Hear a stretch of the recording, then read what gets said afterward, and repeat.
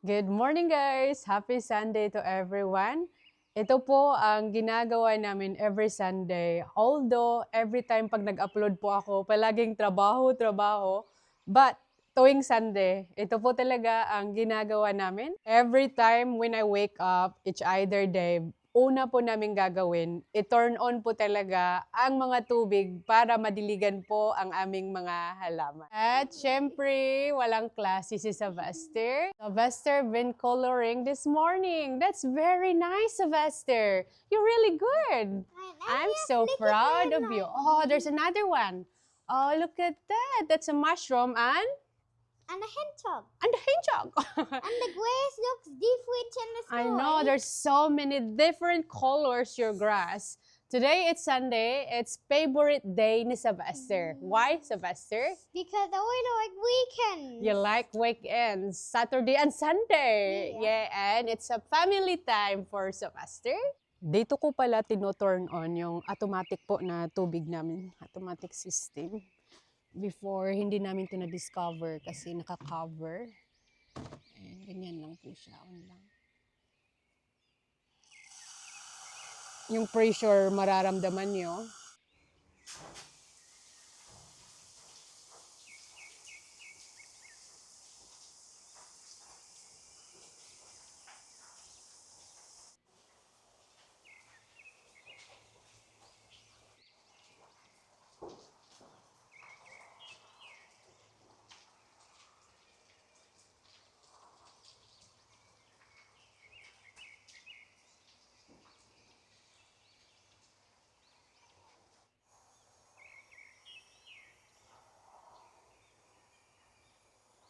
Diyan po lahat na area ay madidiligan po talaga sila. Next ay didiligan po yung grass. Sylvester, can you please turn on the water here?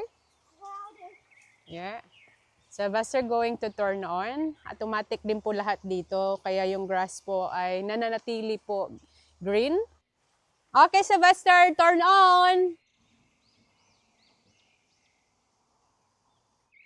Parang bawat halaman, yung may-ari originally, nilalagyan na po nila ng ito.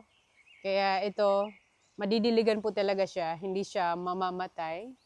And punta po tayo to the other side. Ayan, yung puno, madidiligan. This is my favorite po na tree sa lahat po ng tanim po dito sa aming backyard. Let's have a look. Pretty much ay naka-turn on na po siya. Marami po. Hello, Sylvester! And it's time to feed our chooks. Meron po kami ditong watermelon, hindi po namin naubos. I think this is 5 days old. I decide to give to our chook.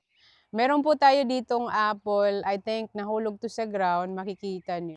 Kaya I'm going to give to our chooks. I'm sure they will be so happy to see me early in the morning. Tada! I'm coming in! Here is your breakfast. I know you like it. Which one? alam na nila, yung amo nila ay nagdadala na ng pagkain. Look! Isn't that so excited? Kailangan mo siyang ikat. I suppose, pwede kayo bumili ng blender. The moment, hindi pa kami nakakapunta doon sa mall.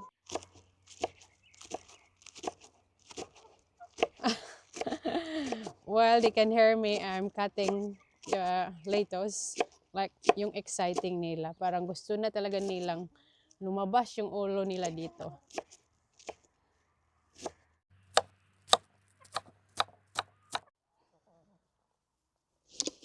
That's for all of you guys.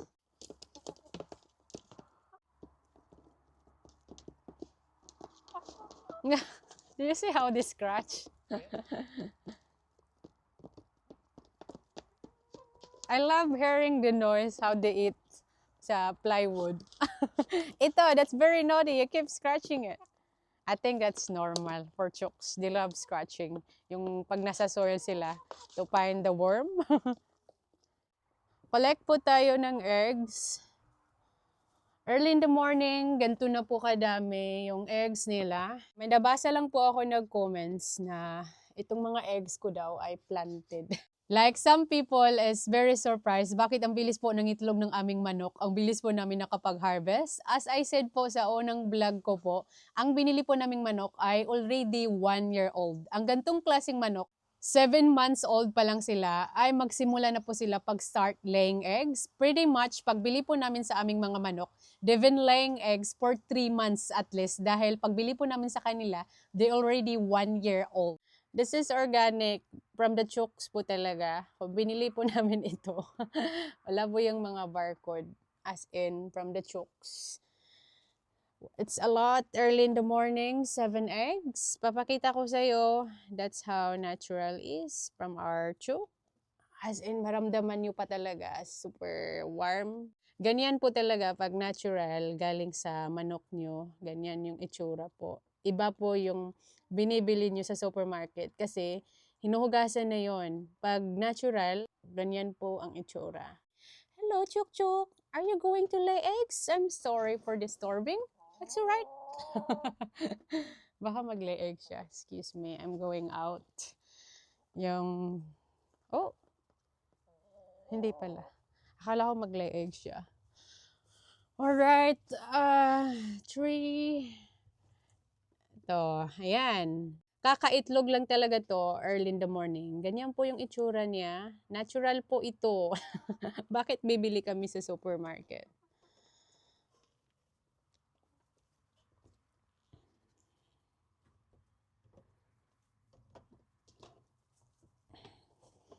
We got 7 eggs early in the morning. Thank you, Chucky, for the eggs. Let's have a look over there. I think there's no egg. May nabasa po ako sa mga followers ko, Mariel, try to look around. Baka nangitlog sila, surrounding. Tingnan natin dito sa kabila. Baka nga nangitlog. Pero so far, every time, pag nangingitlog sila, nakikita ko talaga dyan sila pumapasok. So, maybe, wala. Let's go out and have some breakfast. Hello guys! Hello po! Now it's time to cook for our breakfast. What do you want, Sylvester, for breakfast? Of course, eggs. And broccoli. So guys, this is our egg. Never pa po namin to niluto. As in, kasi nag-stock up po kami ng eggs before we have our chicken. And ngayon, we have too much. And we're just about to find out kung dark yellow po ba yung eggs namin. But maybe it might not instantly dahil kasi we don't know kung anong pinapakain ng farmer sa mga manok na binili po namin. But anyway, let's see. Tingnan po natin kung dark yellow. Are you guys excited? Look, honey!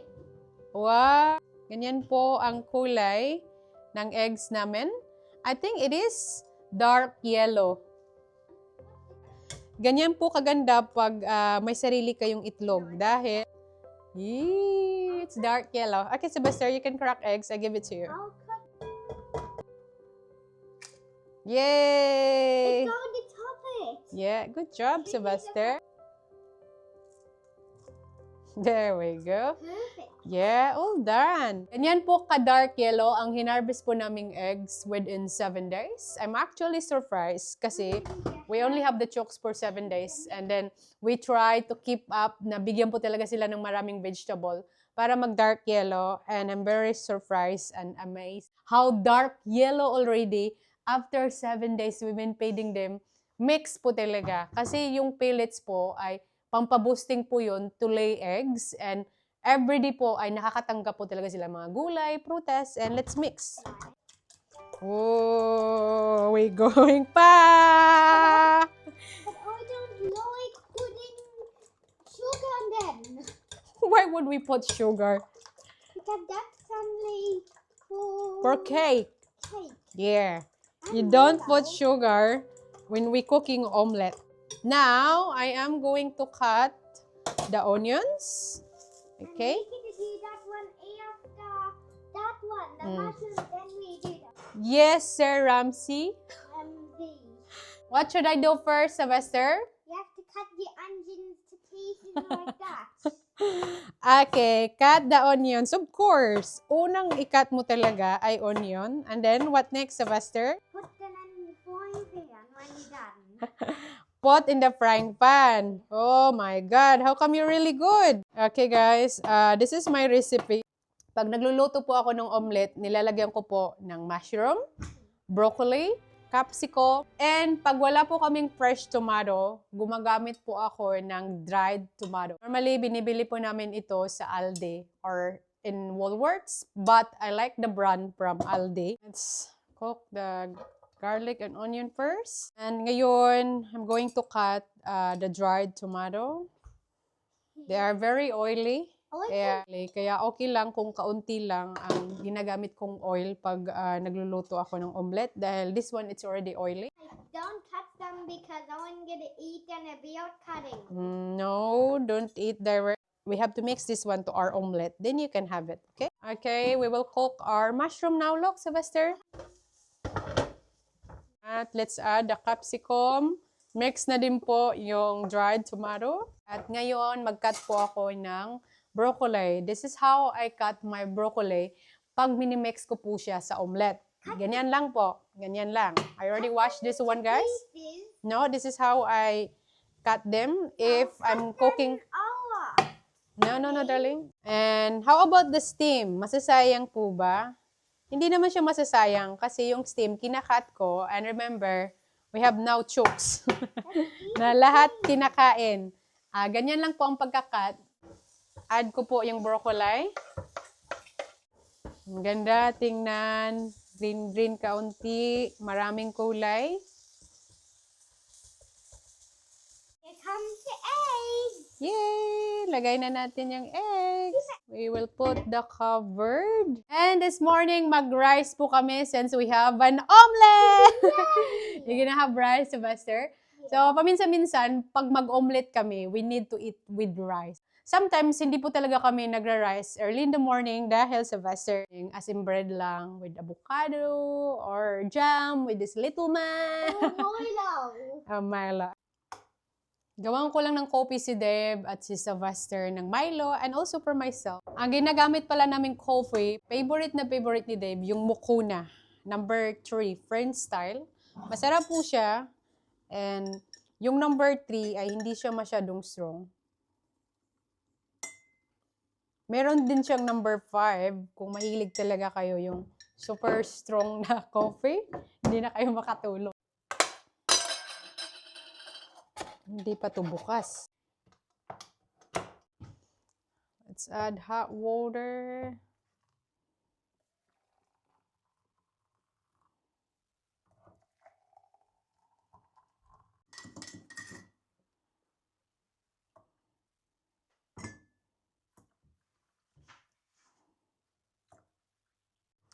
Now guys, it's time to have breakfast with family Maria lesson for today's vlog. Breakfast is ready. I know, this is our omelet, Sylvester. You're welcome. You want to sit next to me? Of course. Here's our strawberry and berries, Sylvester's favorite. Here's your hot chocolate, Sylvester, and coffee for my honeybee. Okay, Mommy, I'm gonna have the orange one. No, darling, that's coffee. And this is coffee. This is Milo. There's one for you, honeybee. You're welcome. You're welcome. It's my coffee. Got our breakfast, Sylvester. You know how blessed we are? Yeah. This is so much blessing in front of us. And let's have coffee. Good morning, Han. I don't have a plate. Oh, of course, you don't have a plate. Dahil hindi pa pinamigay ni Mami yung plato. Oh, we only have 2 plates, Daddy. I have to get... Right, the spoon. Diba, sobrang social po namin dito. Kumakain lang po kami sa aming backyard. Ganito po kaganda. And ramdam ko po talaga every day since nag-move kami dito sa bahay namin. Grabe po talaga yung abundant blessing namin every day. Especially po nung nagkulik kami ng egg. Having chicken, hindi na po kami makakabili ng eggs. We got so many eggs na. And of course, ang pagkain po sa harapan po namin, sobra-sobra. Ano pa po ba ang hihilingin namin? Yes, every Sunday, it's a special day. Dito po kami kumakain. Sylvester, let's have rice. This is my omelet. Grabe, masarap po talaga siya. You should try this omelet. Ang sarap. Guys, medyo madumi dito. Sylvester spilled the Milo! I'm gonna share. I'll put this here. Mm. What's their one? You lose yours. Yeah. Rice? Yes, please. Okay. Siyempre, rice lover din po si Sylvester. This is for you, Han. Thank you. You're welcome. How was it, Danny? Yeah, very good. How was it, Sylvester? So, pil na pil pa. With peelings talaga? Do you like it? Yes. So glad everyone's like my omelette. Sarap. Nandito na po kasi lahat. Mushroom, broccoli, capsicum, dried tomato. So, very healthy yung breakfast. Thank you, Lord, sa blessing. Pag ito po yung breakfast nyo, maparami talaga yung rice nyo. I'm telling you.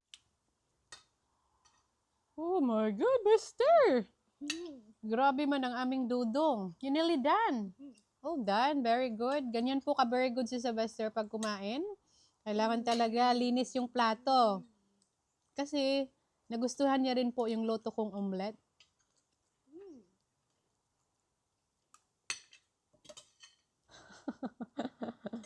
Very good.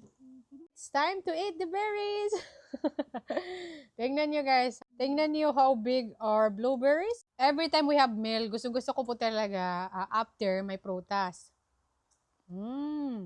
What happened to your face? After sa school niya, meron na tong scratch. I don't know what you done. Because I keep hitting trees at my face. The tree? That's so silly. Can bump like this. Thank you. You're welcome. This is not zero. How was it? Yeah, they're good. But don't eat the zero one. No, I think Daddy likes it. Let's try strawberry. This is really good strawberry, honey. Is it? So far, this is the best strawberry that you bought in the last few months. In the last month. Well, No. I did Let's eat, give to the chooks. but I did eat only the leaf. Sobrang linis magkain. Parang wala namang itira sa manok. This is crazy. How big this blueberry is, honey. Bigger than my eye. Like a 10-cent piece. May, after we finish all our food, can we go to the park and have fun in the racetrack? Really? That is so much fun. Of course, we can go to the park Would. after we eat. Would you like some? Would you like some blueberries? After we have breakfast, Sylvester and Dave hanging the clothes. Ganito po mag-hi-hi. Gamit lang po talaga ng ano, do you call this one? Ang ko ipit sa atin sa Pilipinas. Kimpit pala. Kimpit. Hello guys! On the way po kami sa library. As I said, ito po yung ginagawa namin every Sunday. Gustong-gustong pumunta ni Sylvester sa library dahil he loved borrowing book and then sa park. Sylvester, where are we going? Library and park. Alam niyo, pag hindi namin yan dinadala sa park si Sylvester, ay nagtatampo po yan. Siyempre, dahil walang bata po sa bahay, yan lang po ang happiness ni Sylvester. Dalhin po siya sa library and then park.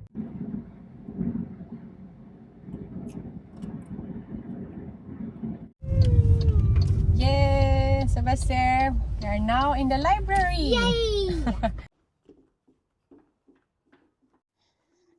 Ganyan siya ka-excited dito sa library. Maghahanap yan ng another book para mag-borrow siya ulit.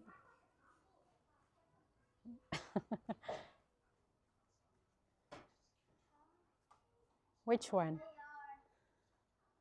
Are you going to borrow that one, Sylvester? Show me. Show me. Which one?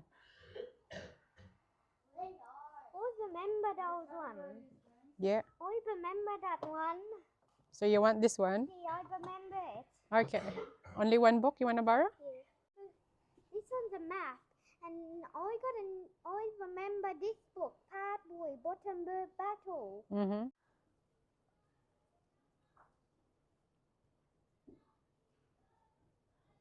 This one? Do you like that one? Oh, it's nice, isn't it? That's the bottom. Yeah. We are here in the park.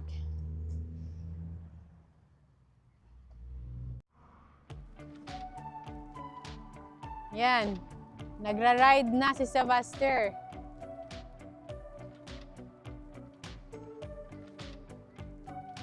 You're going to the flying fox, okay?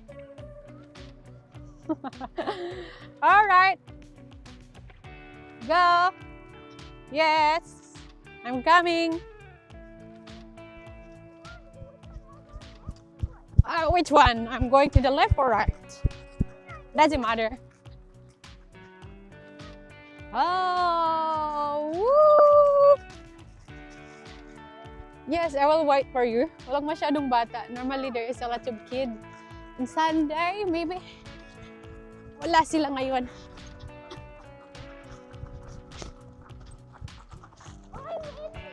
Oh, no. Yeah, is that... I think it's a bit low for me, Sebastian. Yay! Ah! Sebastian, don't do that. That's danger. You're gonna hit me. Ay! You! Come to the big slide, Sebastian. Oh, look at that.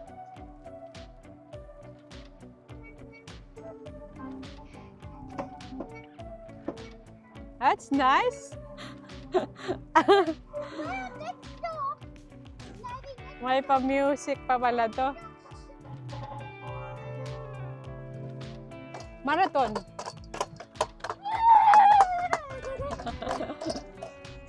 Hey, hey, hey. Goodness me. So hyper. That's it up, Sebastian. Be careful.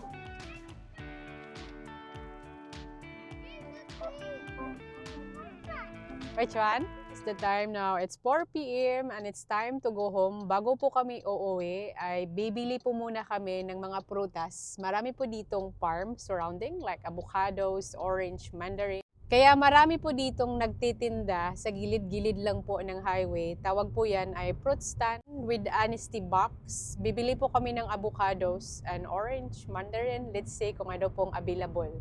That's the one with the sign avocados. Punta po tayo dyan. Here is the price. For 1 kilogram, $5 each. For $5, which is 7 avocados. Here's Sebastian. $5. You have to fold it, darling. Someone excited to put it in. Ganyan lang po dito magbili sa Australia pag may mga gantong tindahan. Masarap po silang suportahan dahil mga small farm po sila, local. Oh, Dan! So before, they were selling watermelon. Probably it's not season because it's winter. This one, it's a lot bigger than the other one. Let's see what they got here. Oh, lots of pumpkins, Sebastian. And in mango. There's no mango. It's not season for mango. Okay. Hi. Good, thanks. How are you? This one? Yeah. Okay. You want that one, Sebastian? Do you have blood orange? Yeah, yeah. That one? Ah, okay. Wow, you got big avocados there. An orange! And Sebastian, 2 bags of mandarin. Got pumpkin.